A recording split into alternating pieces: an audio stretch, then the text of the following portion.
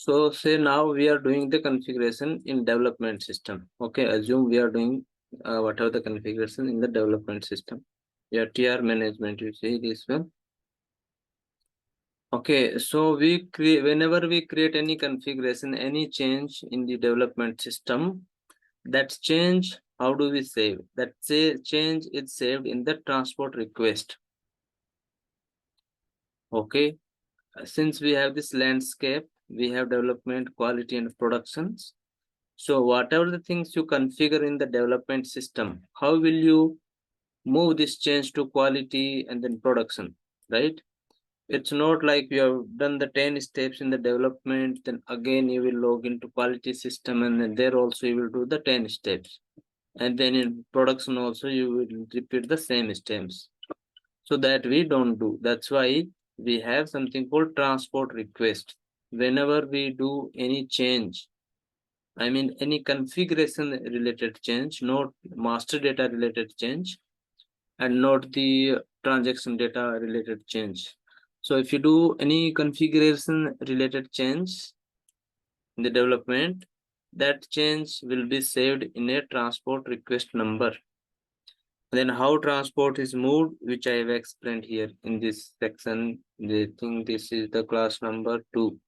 So see, in SAP, like this, you will get 4 to 5 connections in your system, in your client system. Okay, so the name can be different. Basically, these are three only. One is called the development, one is called the quality, one is called the production system. Okay, I have 2 more. So similarly, you can have 10 more. Okay, depending on their requirements, they can have separate system for HR, separate system for sales, separate system for the developments, and for some third party. So they can have different systems. You just have to remember this landscape. You have to just remember,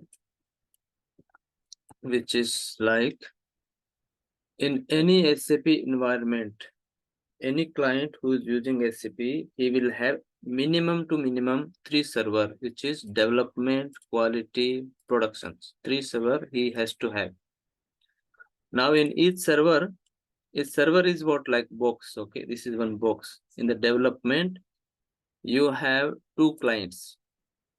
100 is called sandbox, 110 is called the golden client. Now this number can change client to client. Okay, this can be 30, this can be 40, or this can be 200, this can be 500, anything. Okay, but we are considering it something we have to consider, right? Because this is not uniformal, this is not universal. In each and every client this would be different, but at least there will be 2 client. But this is not mandatory again that they will have 2, they may have 1 also. Okay, yeah. So how it would look, say like this is development. How will you log on? So whenever you are doing the configurations, you are doing in the development system. So now the configuration which we are doing example, we are doing in the development system. See here, for the practice, we have only one system. Okay, but we have to assume like this. This is the development system. So how do you select client 100, client 110? So when you log into development system, okay, so here the client, okay, client is nothing but the system, technical client. You need to give here 100. I mean, don't give in your practice system. In the real time when you're working, the client will tell you, okay, this is our development client. Okay, so you will give 100 for, as per our example, I have 100. 100 is my sandbox. I'll give 100, then username, then password, and I'll enter.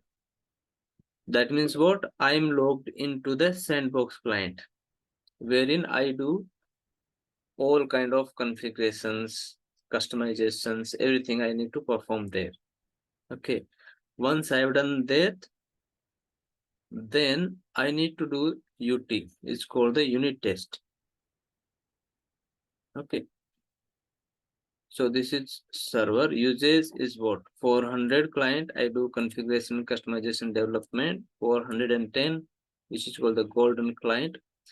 And don't get confused by these names. Don't buy heart these names. This name can be anything. You can say In the interview, we have two clients in the development. One is for customization development, other is for the unit testing. So any number you can say. So UT means unit test, which is done by the functional consultant, means by yourself only. You have done one company code, one company and assignment you have done. Now you want to test whether this will work or not. So that is called the UT or unit test. Or any process, for example, AP process, any process you have configured and you want to test. So that you will test in the golden client or 110 clients. So for that, what you will do? Okay, you go to logon pad. I will close this server. I don't need now.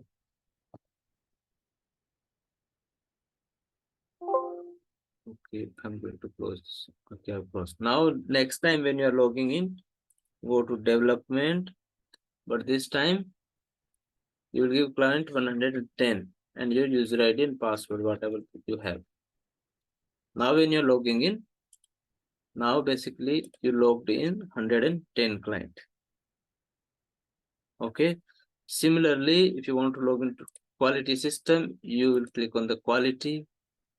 Okay. In quality also, you can have two clients or you can have one client depending on the client's setup. Okay. Whatever, how they have set up SAP system for them.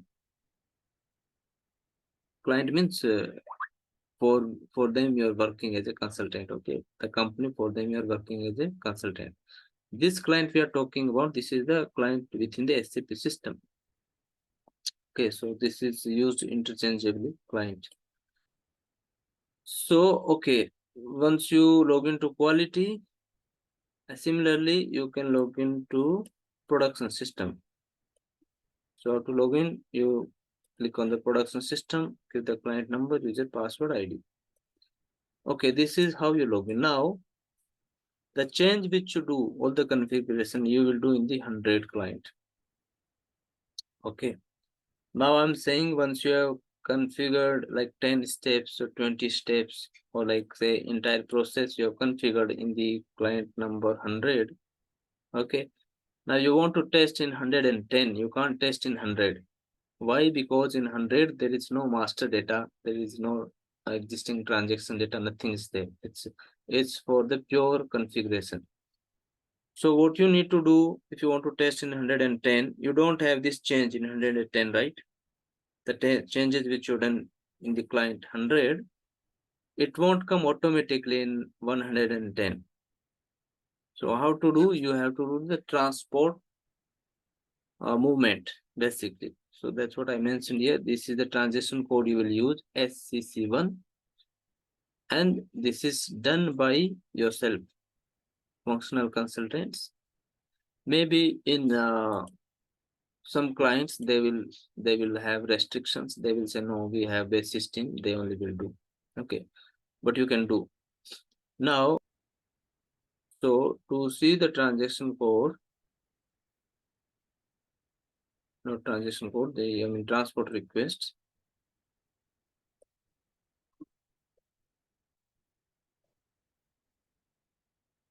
Display or release TR is called SC10 or SC09.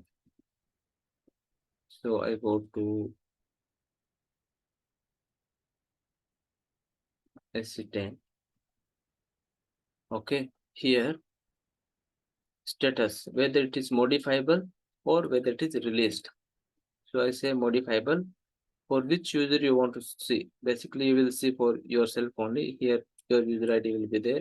Click on display.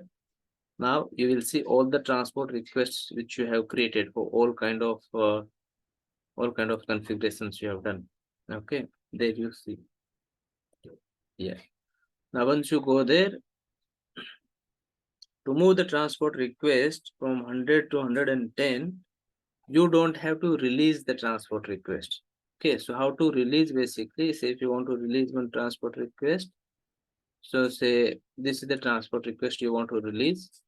You need to expand it. So if you want to release the TR, first you can't release this TR directly. You need to expand. You need to select the subtask and click on this truck icon. Once you click on this, you get this message released, and you can refresh. Okay, once this is done, then you select the main TR parent. This is called the parent TR, this is called the child TR. You select the parent TR, click somewhere, and again you click on the truck icon. And I selected this one to release.